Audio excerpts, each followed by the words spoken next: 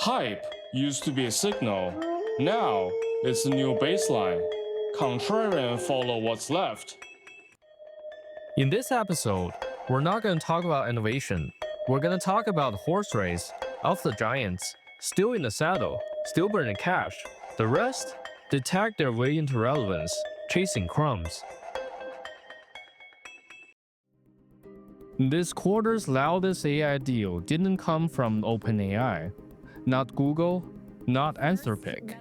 It came from a tagging company. Between the first quarter of 2022 and the second quarter of 2024, the AI boom wasn't a story of founders. It was a story of founds. SoftBank wrote $11.7 billion in just 5 deals.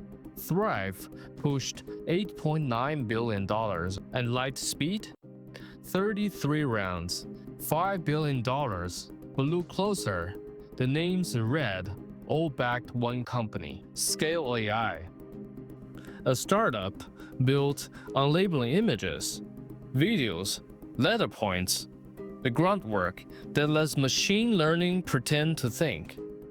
Valuation, $29 billion. Product, interface, a spreadsheet, a contract to offshore digital labor. And somewhere along the way, Lucy Guo, the co-founder who left years ago, walked away with $1.2 billion. The Forbes cover says she's now the world's youngest self-made female billionaire. But to many people, it turns out that Scale was short for sale.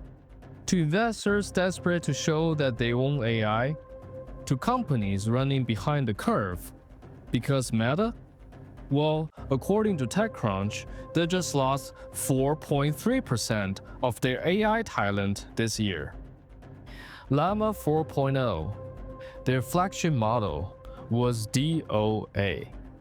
Even DeepSeek, a Chinese lab that no one talked about 6 months ago, passed them. So Meta did what Meta had to do. They built the delusion, not the model, not the moat, the training set.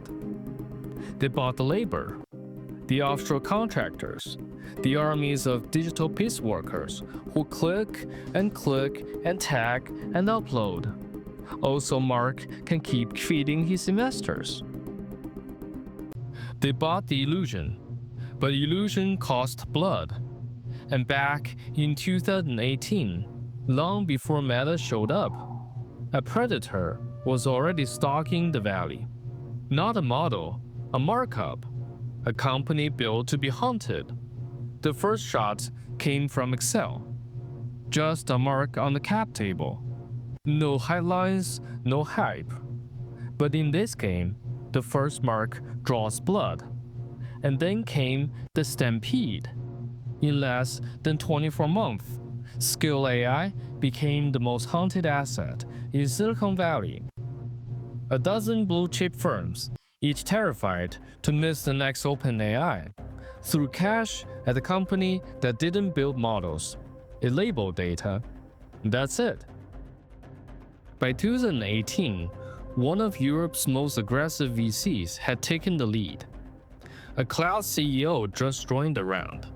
So did a founder who once built a $1 billion valuation app, then lit it on fire. Y Combinator, the original matchmaker, doubled down, again and again. Their stake marked at 10 figures. Then came the kingmakers, Peter Thiel's Capital, Spark War Chest, Tiger Global wired millions overnight. A year later, $3.5 billion valuation. Another year, $7.3 billion. Then $29 billion, all without changing the product. The spreadsheet said AI. The contract said crowd labor. But no one looked that deep. Because in venture, truth is irrelevant. Perception is everything. And when the market is hot, illusion sells faster than substance. These weren't bets on the product. They were trades. Each fund hoping the next will buy in higher, faster, and scale It gave them exactly what they needed: a clean interface, a foreign workforce, and just the mystery to be called AI.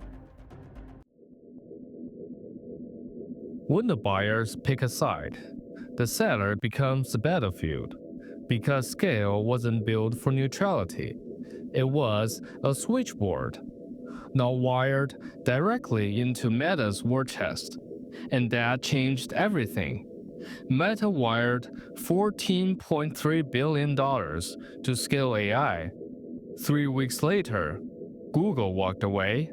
The deal was meant to secure training data for Meta's next-generation LLMs, a shortcut to close the gap with OpenAI. But for Google, it crossed the line. Their $200 million contract with Scale was terminated. The concern? Data leakage. With Meta now in the room, neutrality was dead. OpenAI CFO issued a quiet warning in Paris. These acquisitions might slow down the innovation. We cannot build a healthy system if everyone's hoarding data. Translation? Meta's acquisition turned Scale from a neutral provider into a risk vector. Labelbox CEO Manu Sharma moved fast. He forecast hundreds of millions in new revenue just from fleeing Scale customers. Handshakes, Garrett Lord told reporters demand for his product had doubled overnight. For years, Scale AI sold himself as the infrastructure. Now it looked like a satellite, locked into Mark Zuckerberg's orbit. $870 million in 2024 revenue, $150 million from Google alone. Lose that, and you lose the moat. The message was clear from the competitors. Every client we lost to Scale is calling us back. Labelbox moved in, Handshake doubled overnight. The wolves didn't wait, they pounced. The army race didn't end, it just changed direction. Because when Meta bought the labeling shop, they didn't just buy software, they bought control. It ended not with a fight, but with a letter. Alexander Wang, 28 years old, announced he was leaving Scale AI to join Meta's AI division, not as a founder, not as a CEO, but as an employee.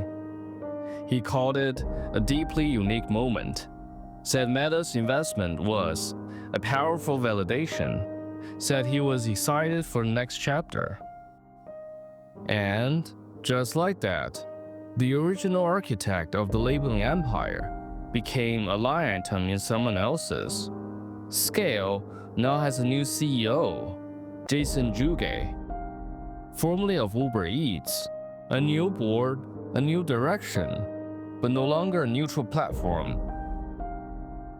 The letter was polite, gracious, almost touching, but behind the phrasing was clarity. It wasn't an ending, it was a liquidation. Scale didn't fail. It did what it was built to do. It abstracted the labor, packaged the story, pushed the valuation, and delivered the exit. Not for AI, but for capital. Because in this race, the real winners aren't the ones who build intelligence, but the ones who sell their dreams before it thinks for itself. But the dream doesn't end with Scale, it just gets absorbed. Meta is now building something bigger, something called superintelligence. Zuckerberg is recruiting personally. A handpicked team of 50, reshuffling his home floor in Menlo Park to seat them closer to him. The mission?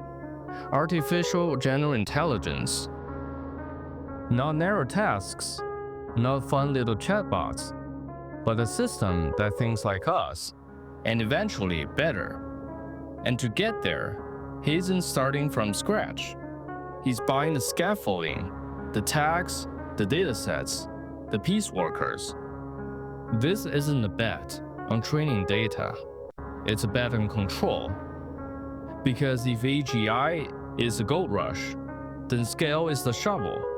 And Zuckerberg wants to own the mine, own the workers, and own the map to the next frontier. This isn't building a smarter machine. It's about building the gatekeeper.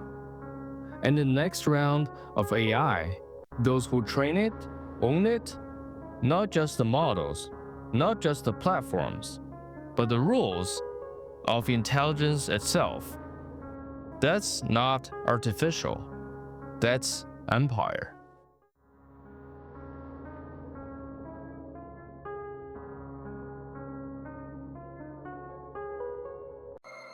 The story ends, but the hype remains.